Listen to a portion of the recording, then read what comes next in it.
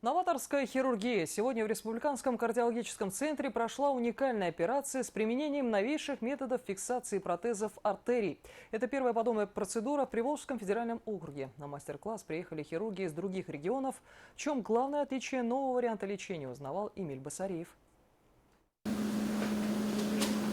На экране монитора самая большая артерия в организме человека. Операцию делают на брюшном отделе аорты. Задача непростая. У пациента аневризма. Опасная патология, которая может привести к летальному исходу. Один из самых ответственных этапов операции – фиксация эндопротеза. В сложных случаях шейка аневризмы не позволяет этого сделать. Но сегодня манипуляцию провели по новой технологии. Учитывая то, что шейка аневризмы небольшая, в послеоперационном периоде возможна миграция, то есть смещение эндопротеза вниз и рецидив аневризмы.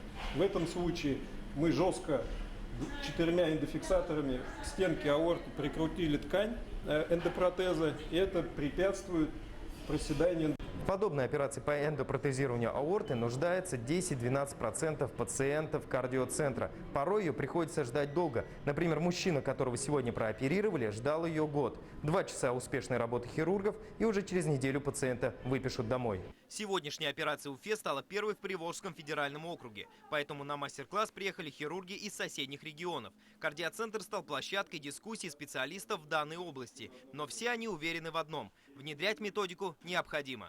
Давно хотелось этому, конечно, посмотреть на эту процедуру. Довольно-таки часто мы находимся в безвыходном положении, когда мы не можем прооперировать больного и не можем выполнить эндопротезирование. Вот в таких случаях, конечно, такая методика может выручить.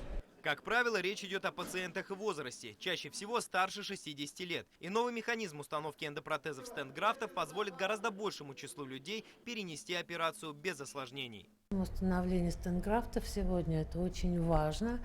Важно совершенствовать механизмы их установления. И очень важно сделать так, чтобы независимо от возраста пациенты тоже получали перспективу на дальнейшую жизнь.